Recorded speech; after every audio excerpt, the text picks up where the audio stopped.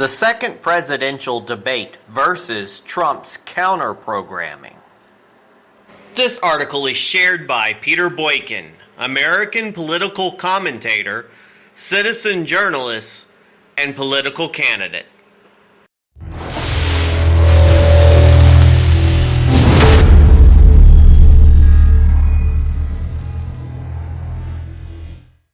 Today we're going to recap the second presidential debate and Donald Trump's response.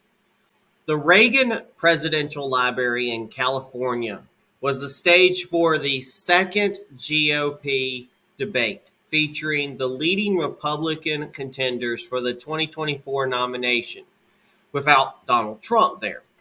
Now on the stage, the lineup included Ron DeSantis, Nikki Haley, Vivek Ramaswamy, Mike Pence, Tim Scott, and Doug Burnham.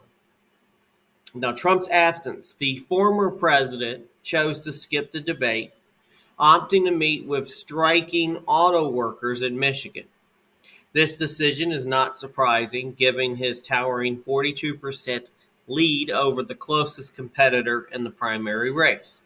The debate, following criticism of the first debate's lack of focus on substantial topics, the Fox Business moderators sought to address pressing issues like the border crisis, crime in America, healthcare costs, education, parental rights, China's challenge, and the conflict in Ukraine.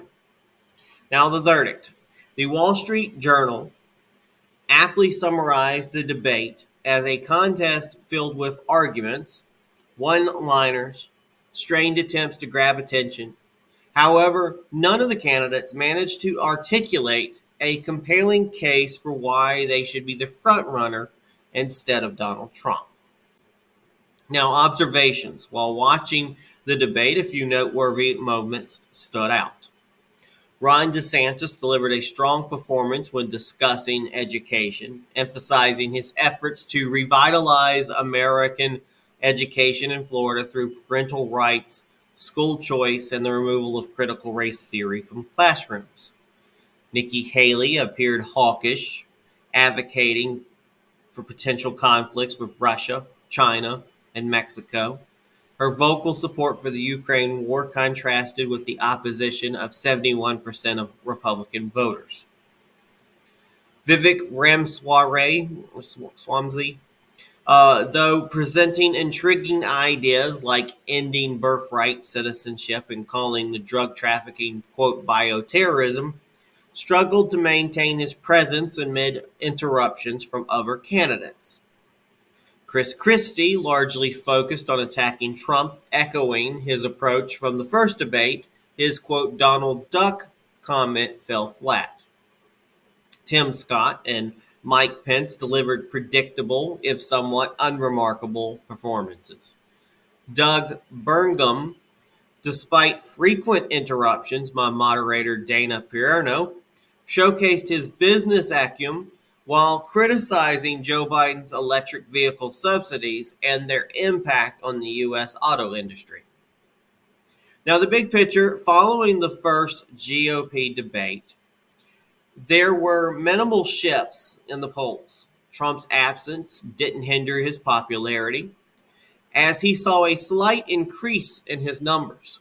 The key takeaway from the debate will be whether any of the candidates managed to sway public opinion and if the criticisms against Trump had any effect on his standing. You can catch the replay of the debate though access is required, providing an email address on the Fox News' website, which is in our article on GoRightNews.com. Meanwhile, Trump had a bold counter-programming move. Quote, does anybody see a VIP in that group? I don't think so. With this question, Donald Trump encapsulated the essence of the Republicans' political scene as he addressed a gathering of auto workers in Clinton Township, Michigan. Trump's calculated decision to overlap his speech with the start of the GOP debate was a masterstroke of counter-programming. Trump's critique of Biden's auto policies Joe Biden garnered attention by becoming the first president to join a picket line during a strike. However, his brief 12-minute appearance before heading to the Silicon Valley fundraiser raised eyebrows. Trump seized the moment, criticizing Biden's policies. He said, "Yesterday Joe Biden came to Michigan to pose for photos at a picket line. But it's his policies that send Michigan auto workers to the unemployment line."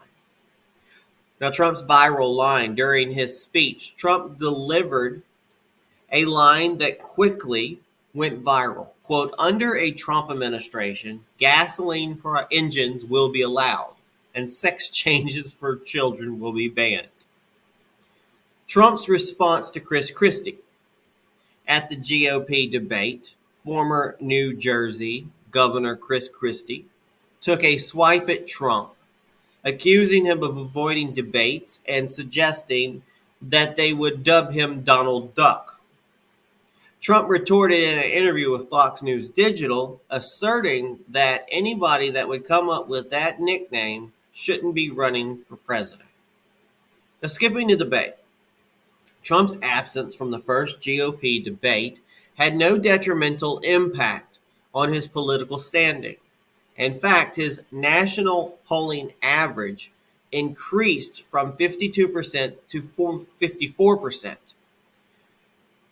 Trump even surpassed Joe Biden in the national average of general election polling, leading the current president 45.4% to 44.3%. And for those interested, you can watch Trump's entire speech, which is located on Rumble, and also the link is in our article on GoRightNews.com.